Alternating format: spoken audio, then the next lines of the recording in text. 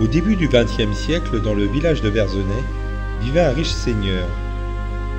Il était marié et avait 2 enfants, une fille de 15 ans et un fils qui était de 10 ans, son aîné.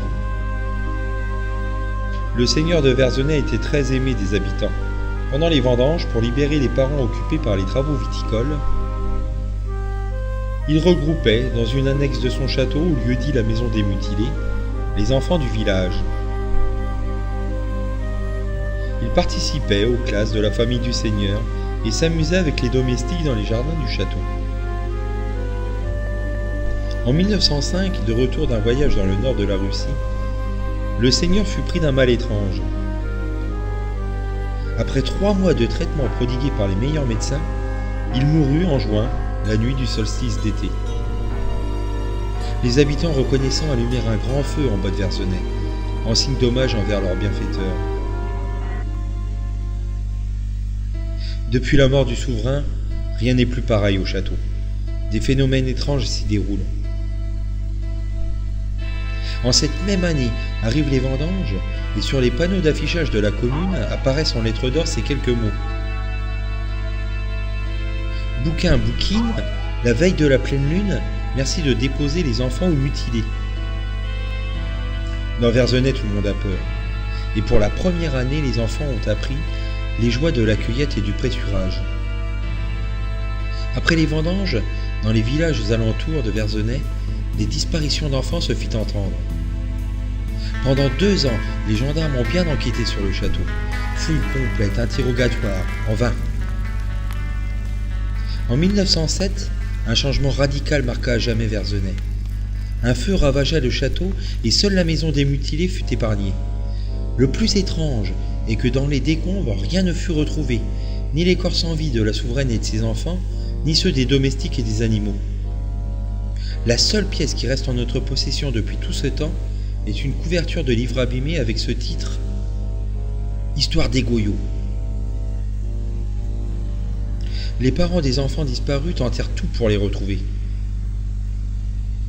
L'un d'entre eux fit construire un phare pour éclairer les bois de Verzenay.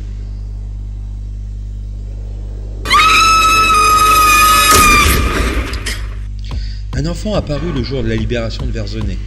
On le croyait arriver avec les Américains. Mais l'histoire qu'il raconta ce jour-là était tout autre. D'après lui, il fut enlevé en 1907 par des chasseurs, travaillant pour un sorcier. Ils avaient besoin d'enfants pour créer des petits êtres appelés goyots. Ces lutins travaillaient, contraints et forcés, dans les mines en amont du four à chaud. Il fut libéré par une fée qui lui rendit son âge et son apparence humaine. Personne ne crut à ses dires, mais depuis ce jour-là, la légende des Goyots est née. Tous les ans, dans les bois de Verzenay, un étrange spectacle se déroule. Donc si vous croisez une sorcière, n'ayez pas peur, c'est sûrement la souveraine de l'ancien château qui veut vous prévenir des dangers qui rôdent dans la forêt. Son fils, devenu sorcier, est entouré de chasseurs à la recherche des petits êtres. La fée, sa fille, qui pour faire oublier le mal provoqué par sa famille, attire avec de la lumière les goyots pour les transformer en petits garçons.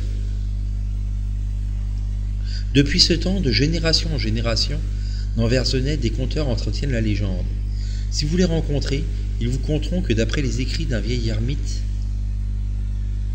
les goyots habitaient vers Verzy, tout près du mont Sinaï. Certains arbres y poussent de manière étrange et les vignerons de ce village retrouvaient leur cave de champagne en désordre. Ils vous conteront aussi que dans les années 50, l'État construisit un hospice dans Verzenay pour recueillir des fous qui divaguaient dans les bois. Certains disent qu'il s'agit d'anciens chasseurs ayant perdu la raison au contact des goyots. Tout ceci reste une légende pour beaucoup d'entre nous, mais des preuves viennent tous les ans confirmer cette histoire.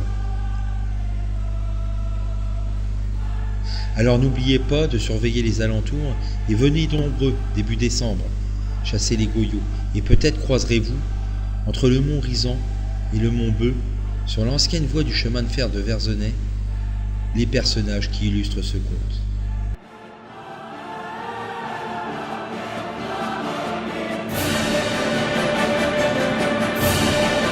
Ha ha ha ha ha ha ha ha ha ha ha ha